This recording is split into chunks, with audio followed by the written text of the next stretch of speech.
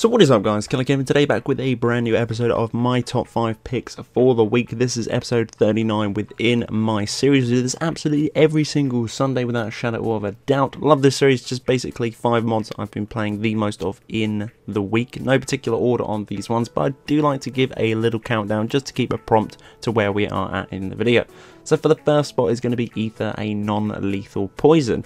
I actually really enjoyed this one. How you get this is you go to various different general stores or stores and you can actually pick this up. It's incredibly cheap. You can only carry 100 on you at a time. And what you can do is basically apply it to a blade, or if you've got the pickpocketing perk, you can actually put this in with the actual infantry of the person, and it basically paralyzes them for 30 minutes at a time for each poison you do apply for weapon or in the infantry.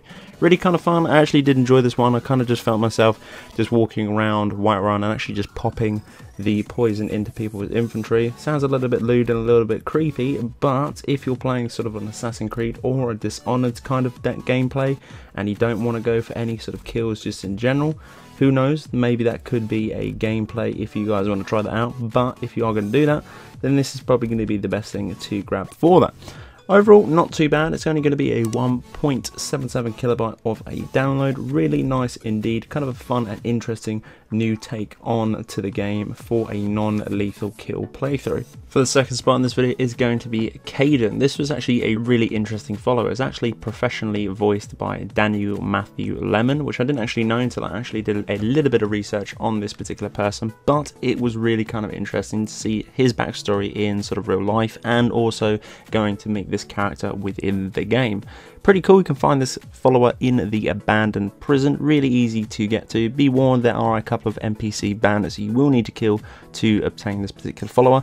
He does have a small quest when you do talk to him as well. You need to receive his blade back, which is kind of cool, which is only probably about 2 minutes from his actual destination. You get the blade and you give it back to him. He's ever in your debt to getting him out of there and receiving his blade, because it is a little bit of a backstory to do with that blade.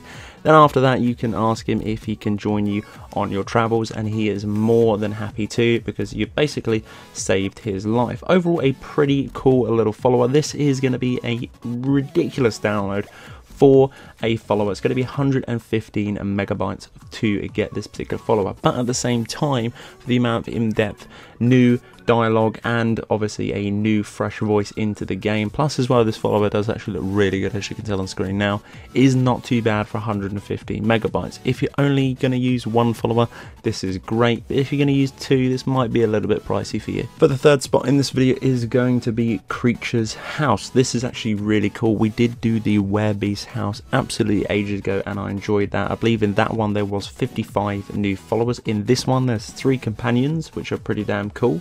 My favourite though is going to be the 30 followers, and also this particular mod has 41 new different mounts to obtain as well, but that is up to you if you want to be using them as followers or as mounts.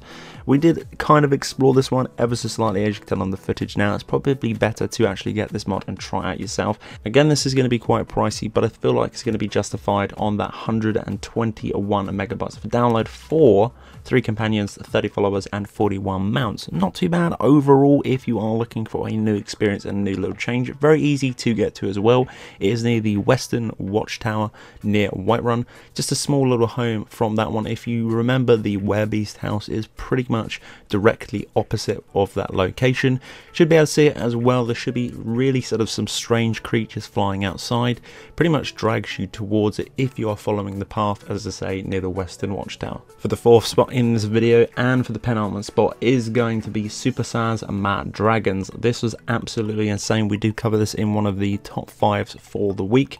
This is going to be 27 kilobytes of a download. Definitely worth grabbing if anyone wants a realistic look to their game or just wants to change it ever so slightly. And what this mod does is makes the dragons 2 times bigger than they should be within game, which I feel like they should have been that size vanilla game. I don't know why we didn't have that right at the beginning, but this changes it so that all of the dragons in the game are absolutely huge. Really nice addition. It doesn't just change it ever so slightly, it is a dramatic difference.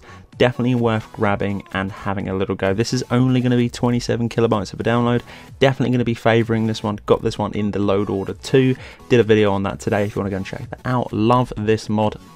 definitely my favourite at the whole entire video. Absolutely crisp for a slight tweak on the vanilla base game. And for the last spot in this video is going to be the Mystic Monk outfit. This comes in loads of different heavies and lights variants. It's entirely up to you. You can actually make these at the blacksmithing forge. They would be under the miscellaneous category. There's a few different colours you can choose from these ones. I actually did this again, kind of a similar mod. It was this one and paired with a no armor value rating mod put in with the scripts. That has been changed, I do believe, within the name on that one, but I'm just going to list this one because it was the main property of that mod that came out this week.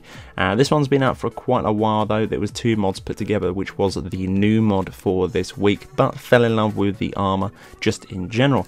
Heavy armor for me, obviously it was a little bit more bulkier, and for the fact of the greys and the blacks on this one were really damn nice, but they do come in other different variations of colors, like I said, such as green, blue, red and purple. But again, that is going to be up to you what colour you use. This one is going to be a insane download size for a new set of armour, which I really did enjoy, which they should kind of be this size for potentially an armour that does fit in with the base game. It's going to be 131 kilobytes of a download. Really goddamn good. I highly suggest everyone grabbing this one, and it is going to be great for little builds if you entail to do that. Obviously as well, we got other different mods out there such as hand-to-hand combat, but if you guys want to mix it up, definitely grab this particular armour and have a little go, especially for that download size as well. So guys, that's it for my top 5 for this week. This has been episode 39 within my series. Hopefully you guys did enjoy. If you did enjoy, make sure to hit me up with a like. Subscribe if you haven't already. Click that little bell to get daily notifications. Guys, hopefully you have been enjoying the content on the channel this week. If you have, let me know in the comment section below. I'm going to try and do more Fallout stuff on the channel. Let me know if you guys do enjoy that. Some of you are only here for Fallout, and I do apologise we haven't been putting out that amount of content. But guys, until the next one, Killerkev here, and Killerkev out.